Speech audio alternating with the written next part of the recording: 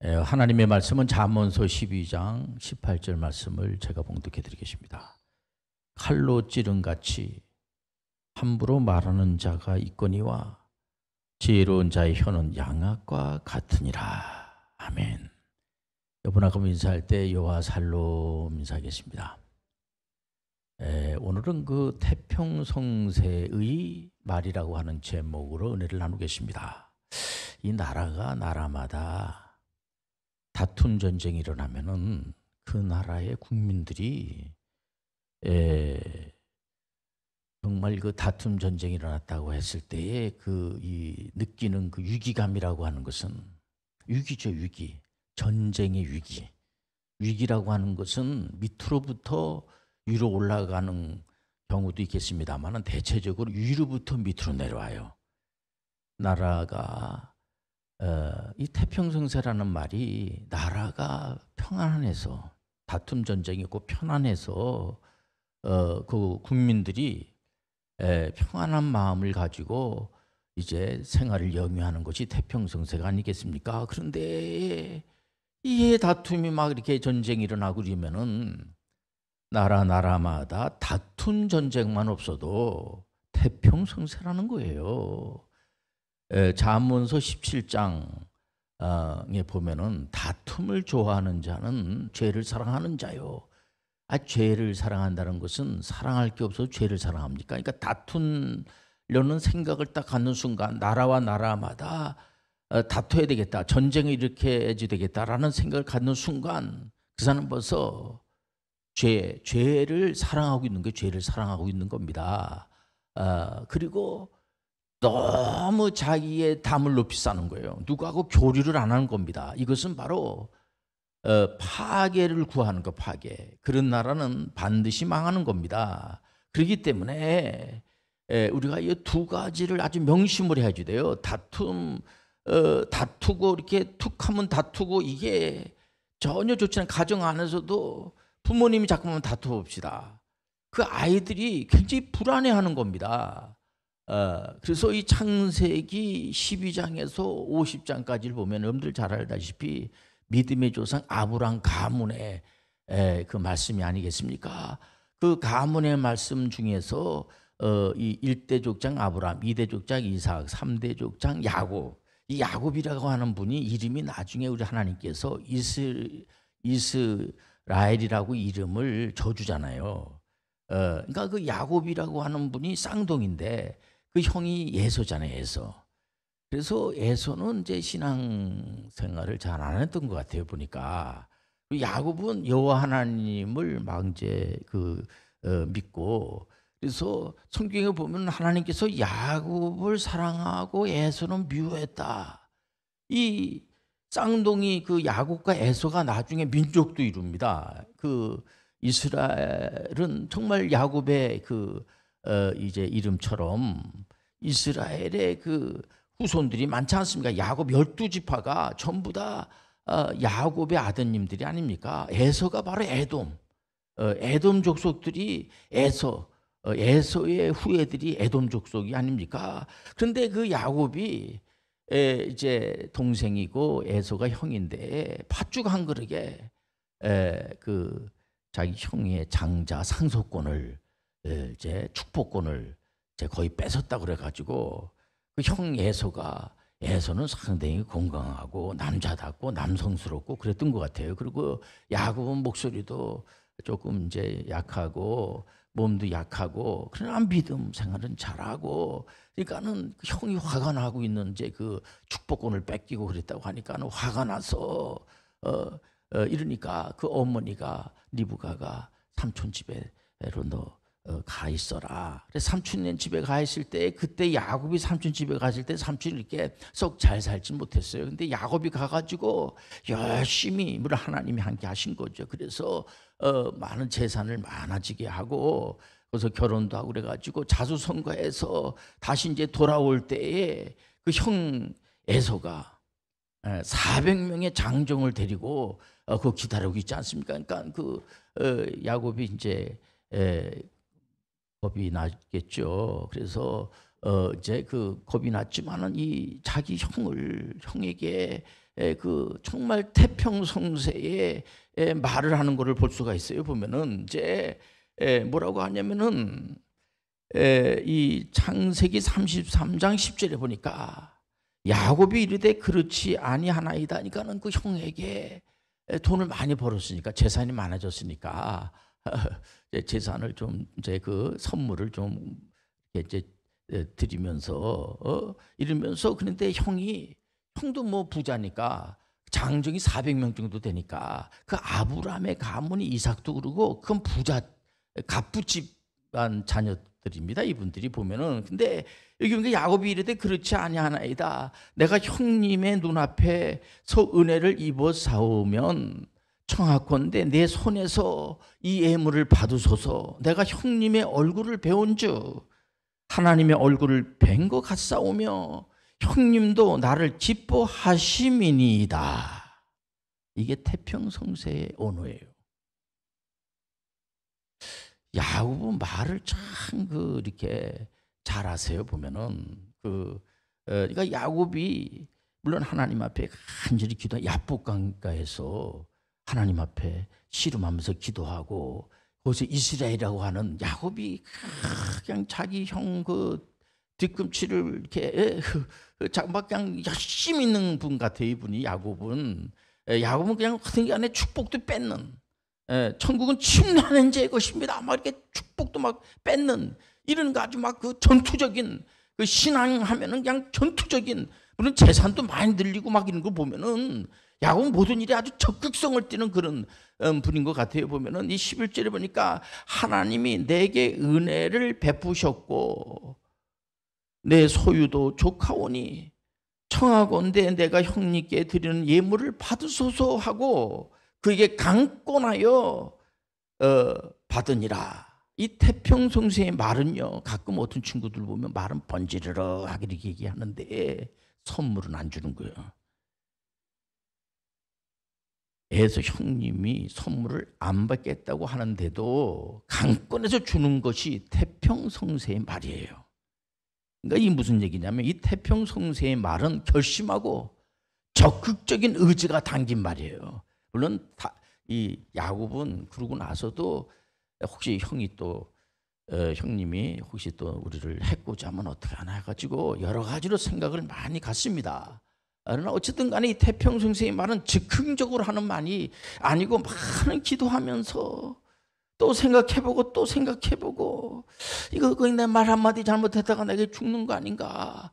또 재산도 많이 늘어나고 또 결혼해서 아이들도 많고 이것도 해코지를 하면 어떡할까 여러 가지 생각을 하면서 즉흥적으로 말하는 것이 아니고 말 자체가 품격이 있는 말입니다. 말하다가 다투면 어떤 분 보면은 말하기가 겁난다니까요. 또 싸울 텐데 뭐 누가 이렇게 얘기를 합니다. 뭐 또 싸울 텐데 뭐 결론은 뭐 싸움할 텐데 뭐 이 시장 어구에 있는 장사하는 할머니들이 정치에 대해서 너무 잘 아세요. 또 싸울 텐데 뭐 교회도 우리가 늘 기도를 많이 하면서 해야지 돼요. 보면은 그렇기 때문에 이 다툼의 여지를 주는 말이 아니고 그 얘기를 들으면은 감동이 되는 거예요. 감동이 되는 말이 되는 겁니다. 곳곳마다 정치, 경제, 문화 어딘 나라마다 가정마다 다투지 않은 나라가 없다는 거예요. 정말 다툼만 없어도 상대방으로부터 그 말을 듣고 있으면 갑자기 기쁨이 막 생기고 용기가 생기고 눈물이 나고 성경 말씀을 읽으면 예수 그리스도 인카네이션 하나님이 된 사람이 되신 성육신 하신 거예요. 이분이 우리의 형편과 처지를 똑같이 하시고 그분은 흠모할 만한 것이 없다고 하잖아요. 그래서 많은 분들이 그러잖아요. 우리가 생각하는 예수 그리스도하고 보통 일반적인 사람들이 생각하는 예수 그리스도는 이래야지 된다. 성경에서 말씀한 이사야서에서 예언하는 말씀을 보면은 완전히 다르다는 거예요. 예수님은 정말 흠모할 만한 것도 없고 그 당시 예수님의 직업이 목수인데 그쪽 지역이요, 팔레스틴 그쪽 예수님이 그 사역했던 그쪽 지역이 이렇게 부유한 곳이 아니에요. 그래서 나무가 별로 없습니다. 나무가 없어요. 그러니까는 어디서 이제 인테리어 같은 거 요즘 인테리어 사업 많이 하지 않습니까? 이러면 이제 고쳐달라고 하면은 가서 이제 주문이죠. 퀵 서비스처럼. 그래갖고 이제 예수님이 가셔서 그걸 이렇게 고쳐주고 이런 걸 하시면서 근근히 이렇게 살았던 그런 분입니다. 이런 분일지라도 이분이 뭐 많은 걸 가지고 있고 부유한 분이 아니에요. 예수님은 구세주지만은 이분이 이 땅에 오실 때에 말구유로 오셨단 말이에요.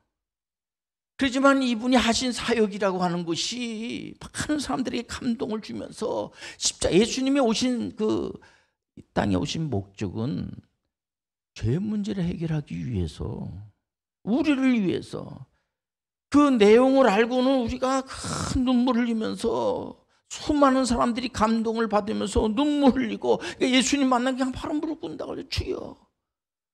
마태복음 11장 28절에 보면은 수고하고 무거운 짐진 자들아 다 내게로 오라. 이게 예수님께서 직접 하신 말씀이에요. 내가 너희를 쉬게 하리라. 이 말씀을 왜 했을까요? 이 말씀을 들으니까 뭘 생각을 합니까 우리가? 그 당시에 많은 분들이 정말 수고하고 무거운 짐을 지고 있는 겁니다. 너무 힘든 게 율법이 너무나, 율법 자체가 잘못됐다는 게 아니라 율법 아래에 있으면 저주 아래에 있고, 그 당시에 많은 종교 지도자들이라든가 이런 분들이 하나님의 뜻대로 안 하고 있는 거예요. 그래서 우리 예수님께서 의로운 그런 마음을 가지시고 그러면 안 된단 말이야. 그런 식으로 가르치면 안 되지. 인류가 너무나 힘들어하는 거예요. 예수 그리스도께서 죄와 사망의 법에서 생명의 성령의 법으로 해방시킨다는 것이 바로 태평성세의 말씀이라는 거예요. 태평성세의 말은 불순종의 말이 아니고 순종의 말입니다. 인류의 조상 아담이 하나님의 말씀을 불순종을 해요. 선악을 알게 하는 나무의 열매를 먹으면은 반드시 죽습니다. 우리가 이제 우리 하나님 앞에 나와가지고 많이 기도하고 구하는 게 많죠. 또 예수님께서도 예수 그리스도의 이름으로 구하세요. 그래요. 예수 그리스도의 이름으로, 우리 이름으로 구하는 게 아닙니다. 예수 그리스도의 이름으로 구하라. 그러면 들어줘. 예수 그리스도의 이름으로. 그러니까 우리가 주님 앞에 구할 게 굉장히 많이 있지만 우리 하나님께서 그 구하라고 하는 것까지도 우리 하나님이 우리에게 부탁을 하셨어요. 가르쳐 주신 겁니다. 우리 하나님께서 계속해서 가르쳐 주시는 거예요. 이거 하면 안 된다. 근데 사탄은 선악을 알게 하는 나무의 열매를 먹으면 너희들이 눈이 밝아지고 하나님같이 된다. 하나님같이 됩니까? 아니 피조물이 하나님 돼서 뭐 어쩌자는 얘기입니까? 우리는 피조물로 속한 거예요. 창조주 하나님과 피조물 하나님, 수직과 수평이 만날 때 하모니를 이루게 되고 조화를 이루게 돼 거기에 행복함을 느낀다는 걸 아시길 바랍니다. 이거 굉장히 중요한 겁니다. 그렇기 때문에 성경적 역사는 진실된 실제예요. 거짓이 없기 때문에 과거, 현재, 미래가 전부 하나님 말씀 속에 다 있어요. 지금을 이 성령께서 오셔가지고 성령 시대, 교회 시대라고 그러지 않습니까? 교회 시대가 끝나면은 이제 종말 시대가 와요. 종말 시대가. 그러니까 우리가 두를 게 종말에 누가 옵니까? 예수 그리스도, 우리의 구세주 되시는 메시아 되시는 우리가 고난 주 예수에 어서 오시옵소서. 그렇기 때문에 베드로전서 3장 10절에도 보면은 그러므로 생명을 사랑하고 좋은 날 보기를 원하는 자는 혀를 금하여 악한 말을 그치며 그 입술로 거짓을 말하지 말고 11절 보니까 악에서 떠나 선을 행하고 화평을 구하며 그것을 따르라. 사탄이 뭐 우리에게 살리는 말을 합니까? 죽이는 말, 망하는 말, 참 망한 거를 끝까지 망하게 해가지고 우리 하나님은 절대로 망하는 것을, 우리가 망하는 걸 원하지 않으세요. 우리 하나님은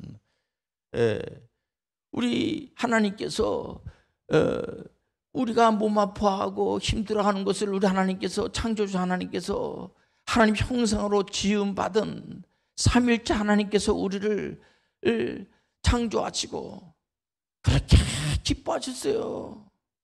하나님의 형상으로 지음받은 영적인 존재이기 때문에 우리 사람은 하나님과 교통을 나눌 수가 있어요. 교통. 대화가 되는 거예요. 대화가 되는 거예요. 우리 하나님께서는 우리를 일방적으로 귀하게 여기시고 축복의 길로 인도해 주시고 절대로 여러분들 사탄이 우리한테 좋은 얘기를 만약에 한다고 하면 그것은 속이려고 한다든지 뭔가 음모가 있다든지 결국 망하게 하는 거예요. 여러분들 그러기 때문에 오직 예수 그리스도만을 우리가 믿는다고 늘 고백하지 않습니까? 입으로 시인하는 자마다 예수 그리스도를 나는 믿습니다. 예수 그리스도를 믿는 자마다 지금 보라 은혜 받을 만한 때에 구원의 날이로다. 잠언서 12장 18절에 칼로 찌른같이 함부로 말하는 자가 있거니와 지혜로운 자의 혀는 양악과 같으니라. 양악. 한 사발 잡숴 보시겠어요? 우리가요, 그래서 이 철옹성 같은 바벨로니아 그 제국도 또 요즘 뭐 한간에 이 만리장성 진시황 때에 그때에 그 외세의 침략을 막기 위해서 그냥 무슨 엄청나게 많은 사람을 거기 죽으면서까지 투입해서 만리장성을 쌓은 겁니다. 또 로마가 이 철옹성 같은 로마 제국의 성벽 엄청나게 쌓았어요. 그것도 그냥 일순간에 무너지는 겁니다. 예부의 힘이 아니고요. 예부의 힘에서 무너지는 게 내부의 갈등으로. 이 말 한마디가 얼마나 중요한 건지 몰라요. 요즘 모든 나라가 교육에 교육. 미래는 교육에 있어요. 지금 우리 전 세계의 많은 분들이 교육에 대해서 굉장히 관심을 많이 갖고 교육 투자는 아까하지 않습니다. 부모님들이 자녀들 교육이 아까하지 않아요. 지금 학교나 뭐 학원이나 뭐 또 대안학교라든가 뭐 또 홈스쿨 하는 분들이나 누구나 할 것 없이 요즘 선생님들도 굉장히 많이 그냥 그 연구를 하고 신경을 쓰고 우리나라 교육부에서도 지금 코로나 때문에 모이질 않으니까 이거 학업 기초지식이 잠깐만 떨어지는 거예요. 그래서 이거 안 되겠다. 온라인 오프라인 할 것 없이 빨리빨리 우리 아이들을 미래가 우리 대한민국 아이들뿐만이 아니고요. 모든 전 세계에 있는 아이들이 기초 실력이 있어야 되지 않습니까?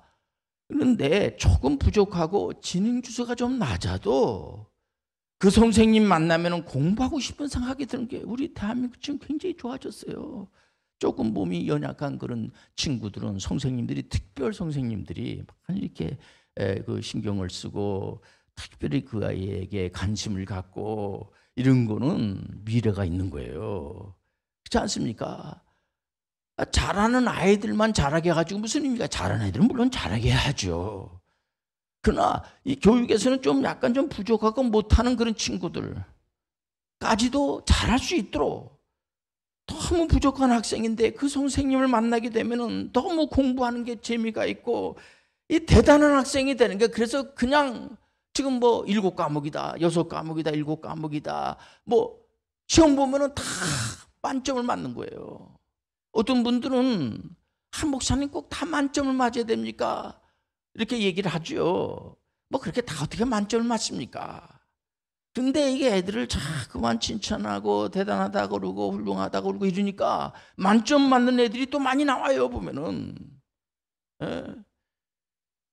우리가 이제 우리 대한민국이 이 아시아권에서뿐만 아니라 전 세계에 좋은 일을 많이 할 수 있도록 지금 많이 좋게 조금 자꾸만 이렇게 좋은 이미지로 태평성세의 말이라는 거 다른 게 태평성세의 말은 말이라도 좀 생각을 하면서 시험을 볼 때요. 우리 선생님들이 답답해하는 것이 뭐냐면 선생님이 시험을 보면 만점 맞죠. 물론 어느 선생님은 이제 선생님이라고 해서 다 만점 맞을 수는 없죠. 그러나 선생님들은 이제 제가 가르쳤으니까 거의 좋은 점수를 맞겠죠. 그러나 선생님들이 시험을 볼 때에 선생님들이 시험 보는 것이 아니고 그 학생이 시험을 본단 말이에요. 그 학생이 시험을 본다는 거예요. 훌륭한 태평소 선생님은 본인 자신도 실력이 있어야 되지만은 못하는 학생들을 잘할 수 있도록 만드는 그런 소양이 있는 사람, 그런 선생님을 만나게 되면 이제 나는 태평성세 선생님을 만났구나. 예수 그리스도의 선생님을 만나야 돼요. 우리가 이 평생 살아가는 동안에 예수 그리스도를 만나시길 바랍니다. 요즘 성경에서는 그렇게 말합니다. 성경은 창세기부터 계시록까지 있는데 이 중심에 예수 그리스도가 있어요. 다른 이름은 없어. 오직 예수 그리스도만이 구원을, 우리가 구원을 얻으려면 예수 그리스도만 구원을 얻는 거예요. 다른 이름을 거기다 집어넣으면 안 돼요. 그런데 좀 이렇게 잘못 생각하는 분들이 예수님 외에 구원이 있다. 예수님 안 믿고 다른 거라고 뭐 만족하게 살아도 다 구원받고 그런 분들도 있어요. 그러나 이것은 성경은 진리야. 제가 목살에서 하는 소리가 아닙니다. 객관적으로도 성경에서 말하는 적어도 창세기에서 계시록 구약과 신약. 어떤 분들은 뭐 구약을 뭐해로 목사님 믿어요. 또 어떤 분들은 뭐 신약을 뭐해로 믿어요. 바쁜데 바쁜 세상에 이런 분들도 있고 하는데 신구약이 다 중요하고 이거 많이 기도하는 가운데 하나님의 영을 받아서 다 이게 결정한 거예요. 그렇기 때문에 진리는 확실한 거예요. 그래서 어느 선교단체 이름도 많고 그렇죠. 그러나 예수님 외에 구원을 받는다 이런 얘기를 하게 되면은 그건 잘못된 거라고 그쪽으로 이렇게 인도하면 안 되죠. 그래서 2004년도에 그 스위스의 노잔이라고 하는 데가 있습니다. 거기 칼빈 선생님이 거기서 종교 개혁을 하셨잖아요. 그분이 하나님에 대해서, 예수님에 대해서, 그 성령님에 대해서, 교회에 대해서 기독교 강요를 쓴 거를 많은 분들이 감동을 주셨어요. 그 스위스가 아주 이 복음주의, 개혁주의적 그런 성경을 가지게 된 거죠. 오직 예수 그리스도로.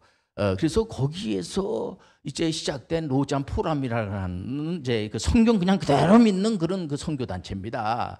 그때 파타야에서 앞으로 그러면 21세기의 선교는 어떤 식으로 해야 될 것인가? 비즈니스 에즈 미션으로 우리 접근해야 된다. 이게 개혁주의 세계관이거든요. 우리가 하나님으로부터 직업의 소명을 가지고 한 손에는 성경을 들고 한 손에는 직업의 전문성을 가지고 오직 복음만을 증거하시길 바랍니다. 통과가 됐어요. 그래서 모든 개혁교회들은 오직 성경 66권을 믿고 여러분들 주님 오실 때까지 비즈니스 에스 미셔너리로 헌신하시길 바랍니다. 그러면 자손 만대가 잘 되고 여러분들 언제든지 간에 주님이 주신 이 말씀, 복음의 말씀, 이게 태평성세의 말씀이에요. 악한 것들이 무서워서 벌벌 떨고 하나님 기뻐하는 말씀을 증거하시길 바랍니다. 기도하겠습니다. 하나님 아버지, 이 태평성세의 말을 증거해서 주님을 기쁘게 하는 저희들 되게 도와주옵소서. 예수님의 이름으로 기도합니다. 아멘.